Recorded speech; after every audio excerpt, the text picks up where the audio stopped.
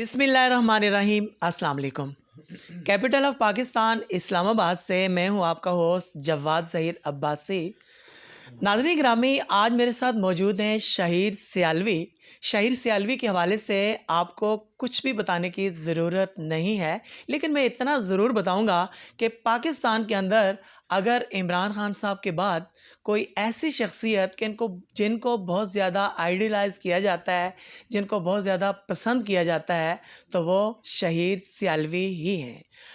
कहा जाता है कि इमरान खान के बाद कोई ऐसी पर्सनैलिटी, कोई ऐसी शख्सियत, कोई ऐसा लीडर पाकिस्तान के अंदर मौजूद नहीं है। ऐसा बिल्कुल भी नहीं है, बिल्कुल मौजूद है। उसका नाम भी शाहिर सियालवी ही है। नाज़रीन ग्रामी, मेरे और आपके समेत कई लोग इन्हें पसंद करते हैं और इन्हें बहुत ज़्यादा सुना जाता है सोशल मीडिया के ऊपर, डिफरेंट चैनल्स के ऊपर। ये हैं क्या चीज़, क्या आइडियोलॉजी लेके आ रहे हैं ये पाकिस्तान के लिए। आइए हम इनसे बात करते हैं। अस्सलाम वालेकुम। वालेकुम सलाम वरहमतुल्लाह। कैसे हैं आप? अल्लाह का बहुत करम अब्बासी साहब, थैंक यू वेरी मच। खूबसूरत सी पर्सनैलिटी, दिलकश सी स्माइल, आए हाय हाय मूछें। तो क्या कहते हैं आप अपने हवाले से? अल्लाह की करम नवाजी है, अल्लाह हमसे काम ले, हम अमली तौर पे कर पाएँ जी। बहुत ज़्यादा आपको पसंद किया जाता है पूरे पाकिस्तान में ही नहीं, पाकिस्तान के अलावा भी डिफरेंट कंट्रीज़ के लोगों को मैंने देखा कि उन्होंने कमेंट्स किए होते हैं आपकी पोस्टों के नीचे।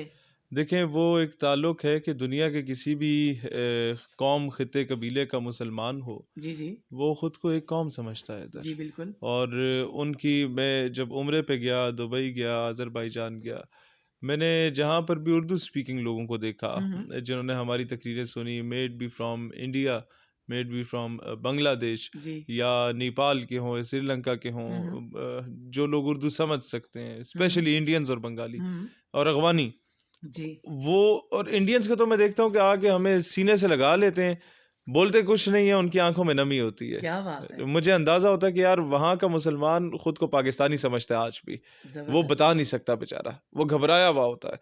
और ऑक्यूपाइड कश्मीर का कोई मुसलमान मिलता है तो उसकी तो कैफियत ही और होती है, वो हमसे बड़ा पाकिस्तानी होता है, वो इतना दिलेरी से आके बात कर रहा होता है, उसे फिक्र ही नहीं होती कि यहाँ कोई रॉ का बंदा अगर बैठ के हमें ऑब्जर्व कर रहा है और इंडिया खबर दे देगा कि यार ये पाकिस्तानी से मिल रहा है, वो कहता है जो मर्जी हो, हम पहले भी तो ये जुल्म बर्दाश्त कर रहे हैं।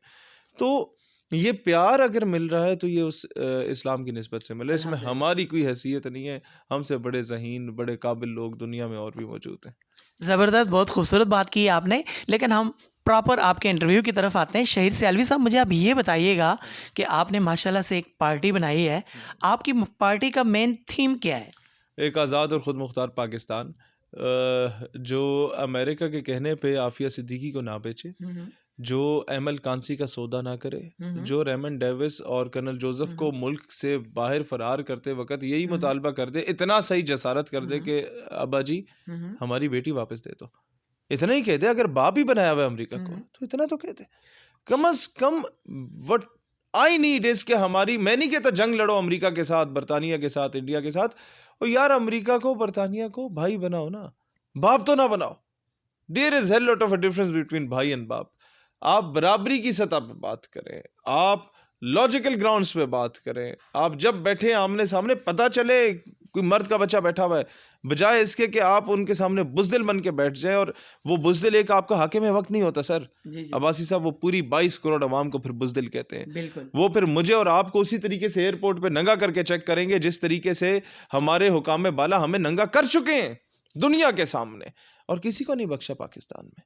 कौन सा ऐसा शख्स है जो यहाँ पर महफूज होगा?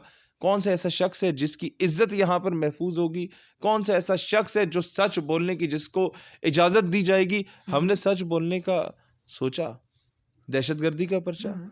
इश्तियाल अंगेज़ी का पर्चा, हुँ, हुँ। इंतहा पसंदी का पर्चा, जी। उसके बाद कार्य सरकार में मुदाखलत का पर्चा, उसके बाद फोर्थ शेड्यूल लगाया गया, मेरा आईडी कार्ड ब्लॉक किया गया, मेरे बैंक अकाउंट सीज़ किए गए, मेरे उसके बाद इन लोगों ने क्या कहते हैं, पासपोर्ट सीज़ किया, नाम हमारा ईसीएल में डाला, मतलब एक जिला वतन मुझे नहीं किया। बाकी तो हर जुल्म किया हम पे। ज़बरदस्त। अच्छा मुझे आप ये बताइएगा शहीर सियालवी साहब, बड़ी आपने खूबसूरत बात की है। ये जो आप जिस तरह आपने ये पर्चों की, अदालतों की, जेलों की, थानों की ये बात मुझ अकेले पे 1 साल में हुए हैं सिर्फ। आपने खुद की है। अब ये देखिएगा आपकी आपके ऊपर जब हुई है ना तो आपके ऊपर प्रोटोकॉल के साथ पर्चा काटा गया है। नहीं, आपको जब 4 घंटे मुझे टॉर्चर किया गया कोई जेल में। ऐसा टार्चर नहीं किया गया मैं जितना आपको एक बताता हूँ। नॉर्मल आदमी मुझे या किसी एक गरीब अच्छा आदमी को इसका किया मैं जाता आपको है। बताता हूँ, ये हुँ, आपकी हुँ। बात 100% दुरुस्त है। जी। अगर मेरे जैसे बंदे को आपको आज सर उसका कह के पुकारा बैकग्राउंड जाता था। आपको शहीद सियालवी साहब कह के पुकारा जाता था। थाने में नहीं आपको पुकारा चाय और जाता। कहवे दिए नहीं, जाते थे। वहाँ नहीं, इस तरह नहीं होता। अच्छा, ये ग्राउंड रियलिटी है। ठीक है। ग्राउंड रियलिटी ये है कि 4 घंटे जब मुझे टॉर्चर किया गया तो सिर्फ़ एक जुमला कहा गया हुँ, कि हुँ। आप थाने में बैठ के एक वीडियो बयान दे दें हुँ, हुँ। कि जनाब आप फ़लाँ-फ़लाँ वज़ीर से और हाकिम वक़्त से माज़रत चाहते हैं ठीक है। और आइंदा हम ऐसे धरने रैलियाँ नहीं निकालेंगे, जी, जी। लिहाज़ा हम आप पे पर्चा नहीं काटेंगे, आप घर जाएँ। मैंने कहा सॉरी। मैंने 11 साल नारे लगाए, ग़ुलामी रसूल में हुँ, मौत हुँ। भी कबूल है ठीक है। और यहाँ पर लोग हमें कहेंगे आप 4-5 डंडे खाने के बाद बाहर आ गए और आप के नारे किधर गए? तो मेरा तो बाएँ बाजू में रॉड डला हुआ है, जी। दाएँ टाँग में जो ये घुटना है इसमें प्लेट्स हैं और बाएँ टखने में मेरे वो नेल्स डले हुए हैं। तो मुझे बड़ा मुश्किल हो रहा था जब गर्दन और बाजुओं के दरमियान उन्होंने सरिया डाला हुआ था मुझे और मेरे बाजू जैम हो रहा था। तो उस वक़्त मैंने 1-2 बार उन्होंने कहा कि यार आप ये रॉड निकाल लें गर्दन से क्योंकि ये बाजू बिल्कुल जैम हो गया, इसमें रॉड पहले का डला हुआ है। तो 2 बार के बाद तीसरी बार मैंने नहीं कहा, जब उन्होंने नहीं किया तो उसकी की वजह ये थी कि मैं एक शादी पे मैंने देखा हमारे वालिद साहब के एक कोर्समेट थे, जनरल सलीम नाम है उनका। उन्होंने अपने एक और कोर्समेट ने कहा कि यार तुमने मुझे काम याद नहीं कराया। कहते यार मैंने तुम्हें 2 बार तो बताया, तीसरी बार नहीं बताया, वो शिर्क के ज़ुमरे में आता है कहीं अल्लाह नाराज़ ही ना हो हुँ, हुँ। कि तुम मेरे बंदे से इतनी तवक्को लगा के बैठ गए, तुम मुझसे नहीं माँग रहे। हुँ, हुँ। तो मतलब उन्होंने वैसे बात तो मेरे ज़हन में वो बात आ गई। तीसरी बार मैं इनसे मिन्नत नहीं करूँगा और मैं आई केप्ट ऑन स्टार्टिंग दरूद शरीफ और दरूद शरीफ पढ़ना शुरू हो गया यहाँ तक कि वो मार रहे थे और जिस्म मेरा सुन्न हो गया था और आपको फिर एक वक्त आता है कि जब आपको मुक्के लग रहे हो और आपको फिर लज़्ज़त आ रही हो आप फिर वो जो क़ुव्वत बर्दाश्त है वो ख़त्म हो जाती है और आप को फ़ील ही नहीं होता है, सुन्न हो जाते हैं आप। और अल्लाह ने सुरख़ुरू किया कि उस रात जो हमने वीडियो बनाने से इनकार किया, माज़रत की, आज हम सर उठा के जी रहे हैं। उस वक़्त बड़े-बड़े जो लोग अपने आप को दीन के ठेकेदार कहते थे या हुँ, हुँ। पाकिस्तान के ठेकेदार कहते थे, वो रात को रेंजर्स और पुलिस वालों के, सीटीडी वालों के 2-4 लातों के बाद हुँ, हुँ। सारे लिख के आ गए थे। जी। हम नहीं लिख के आए। अच्छा मुझे आप ये अल्हम्दुलिल्लाह। बताइएगा कि जब आपका सॉफ्टवेयर अपडेट किया गया सादे लफ्ज़ों में, कोशिश उसके की बाद गई। कोशिश की गई। कोशिश की गई और मैं बताना चाहता हूँ मैं सॉफ्टवेयर इंजीनियर हूँ। अच्छा, हमारा काम होता है अगले का सॉफ्टवेयर अपडेट करना अपग्रेड करना। अल्हम्दुलिल्लाह। पहले हम रैलियाँ निकाल के मुकाबला करते थे फिर उसके फ़ौरन बाद हमने पॉलिटिकल पार्टी का अनाउंस किया कि अब असेंबली में जाके इनका गिरेबान पकड़ेंगे। सिर्फ़ रैलियाँ नहीं निकालनी, अब धरने भी देंगे और साथ